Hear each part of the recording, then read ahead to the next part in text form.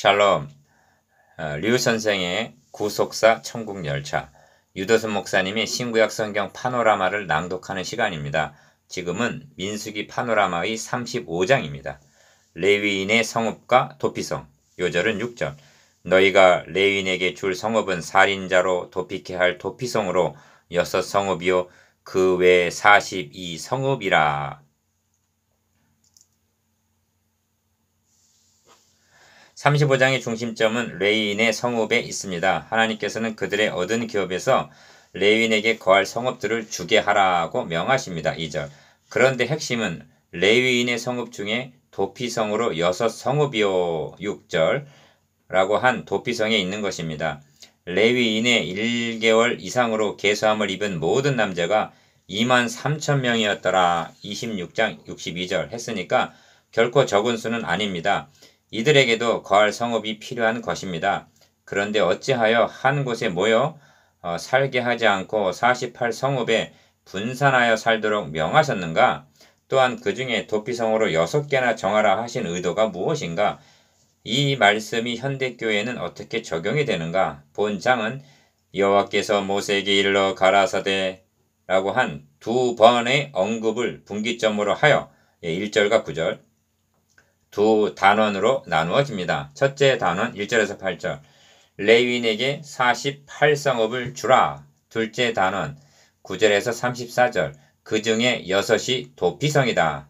첫째 단원 1절에서 8절 레위인에게 48성읍을 주라.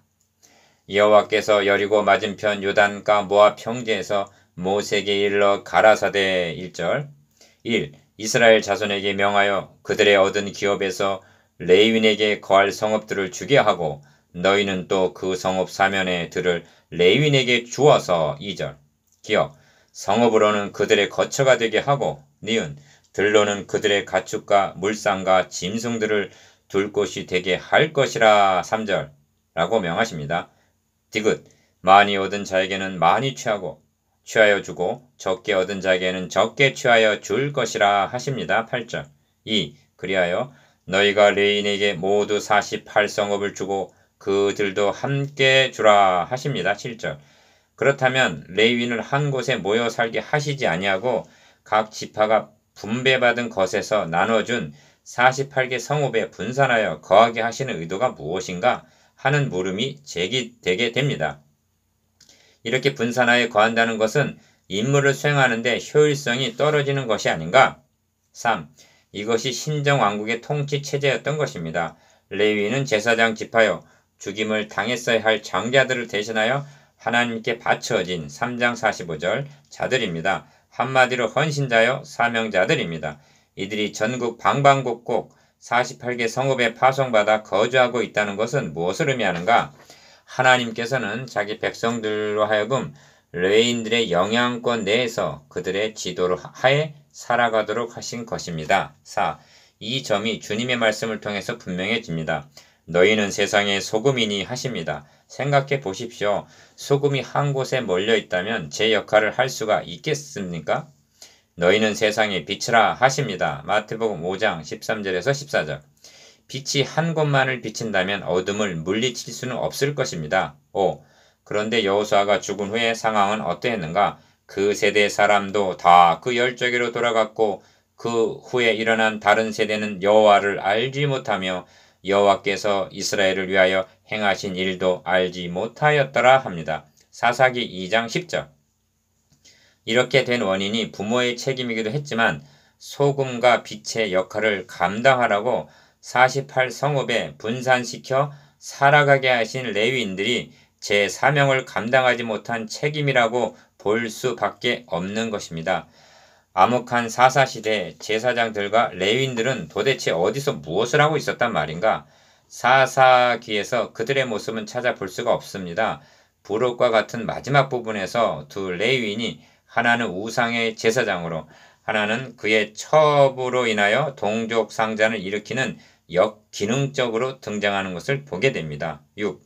오늘날 왕 같은 제사장들은 지구촌 방방곳곳에 흩어져 살아가고 있습니다. 그럼에도 불구하고 세상은 점점 부패하고 어두워가고 있습니다.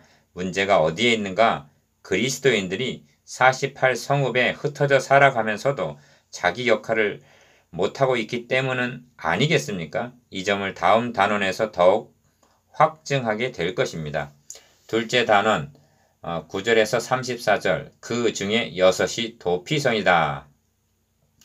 여호와께서 또 모세에게 일러 가라사대 9절 1.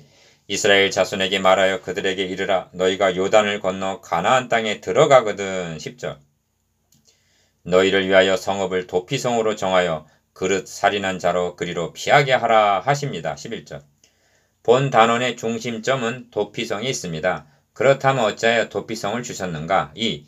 최우선적으로 유념해야 할 점은 도피성은 죽어 마땅한 자가 이곳에 오면 살 수 있는 구원의 성이라는 점입니다. 어떤 자가 구원을 얻을 수가 있는가? 기억, 고의로 사람을 죽인 고살자가 아니라 부지중에 죽게 한 오살자입니다. 니은 이 언약을 믿고 도피성으로 가면 살 수 있다는 믿음으로 달려온 자입니다. 오살자라 하여도 도피성으로 피신을 하지 않는다면 죽임을 당할 수밖에 없는 것입니다. 3. 그러므로 신약 성경에서는 앞에 있는 소망을 얻으려고 피하여 가는 우리로 큰 안위를 받게 하려 하심이라 하고 히브리서 6장 18절이죠. 도피성의 계시를 그리스도에 대한 모형으로 해석해주고 있습니다. 앞에 있는 소망을 얻으려고 피하여 가는 우리라고 말씀합니다. 뒤에서는 보수자가 쫓아옵니다. 붙들리면 죽게 됩니다. 저곳에 가기만 하면 살 수 있다는 소망을 가지고 전심전력으로 피하여 가고 있는 것이 그리스도인들이라는 것입니다. 4. 그러므로 그 피하였던 도피성 지경 밖에 나갔다 하자 피를 보수하는 자가 도피성 지경 밖에서 그 살인자를 만나 죽일지라도 피 흘린 죄가 없나니 하십니다. 26절에서 27절 도피성은 성벽으로 둘러싼 성이 아니었을 것입니다. 오직 경계만이 정해졌을 뿐입니다. 즉 약속이란 말씀입니다. 이것은 무엇을 의미하는가? 언약을 상징합니다. 구원은 언약 안에만 있습니다. 밖으로 나가면 보장이 없습니다. 유월절 양에 피를 뿌린 문 안에 있어야만 안전합니다. 5. 언제까지 도피성에 있어야만 하는가? 이는 살인자가 대제사장의 죽기까지 그 도피성에 유하였을 것임이라 대제사장의 죽은 후에는 그 살인자가 자기의 산업의 땅으로 돌아갈 수 있느니라 하십니다. 28절 이 도피성의 율례가 우리의 대제사장이신 그리스도의 죽으심을 통해서 신약의 성도들에게 적용이 될 때 의미는 감동으로 다가오게 되는 것입니다. 그러므로 도피성을 말씀하는 문맥에 속전이란 말이 2번이나 나옵니다. 31절에서 32절 그리고 피가 아니면 속할 수가 없느니라 하십니다. 33절 6. 어찌하여 도피성을 6개나 주셨는가? 그 가는 길이 멀면 그를 따라 미쳐서 죽일까 하는 배려에서입니다. 신명기 19장 6절 그러므로 그 도로를 닫고 무릇 살인자를 그 성읍으로 도피게 하라 하십니다. 신명기 19장 3절 얼마나 극진하신 배려인가? 오살자를 이처럼 배려하신 하나님께서 자기 백성들을 얼마나 아끼셨겠는가? 그렇다면 레인의 성읍을 도피성 6을 포함해서 48개나 주셨다는 것은 각 지파 백성들의 아주 가까운 곳에 레위인들이 거주하고 있었음을 말해줍니다. 이렇게 하셔서 다스리게 하신 것이 신정국가의 체제요 극진하신 하나님의 사랑의 왕국이었던 것입니다. 7. 여호수아 20에서 21장에 나타난 도피성들을 보면 납달리의 산지 갈릴리, 게데스와 에브라임 산지 세겜과 유다 산지의 기랏 아르바 곧 헤브론 등 여호수아 20장 7절 모두가 높은 산지에 있었습니다. 이는 도피자가 어디에서든지 잘 볼 수 있게 하기 위해서였을 것입니다. 그렇다면 이런 결론에 도달할 수밖에 없습니다. 저들이 죽임을 당하게 되는 것은 도피성이 멀기 때문도 아니요 어디 있는지 몰라서도 아니라 오직 불신앙 때문이다. 8. 한 가지 부언할 말씀은 어찌하여 도피성에 피할 수 있는 자를 오살자라고 한정을 하셨는가 하는 점입니다. 만일 이를 분별하지 않았다면 도피성의 율례가 오용될 소지가 있고 죄를 조장하는 결과를 가져오게 되었을 것입니다. 여기에 균형과 조화가 있는 것입니다. 오늘날도 순수하게 복음을 전하노라면 그러면 죄를 지어도 괜찮단 말이냐? 너는 죄를 조장하는 무율법주의자다 하는 오해를 받게 됩니다. 여러분, 우리들도 연약으로 인하여 부지중에 죄를 범할 수가 있습니다. 그러나 복음을 진정으로 인식한 자라면 어찌 고범죄를 범할 수가 있단 말입니까?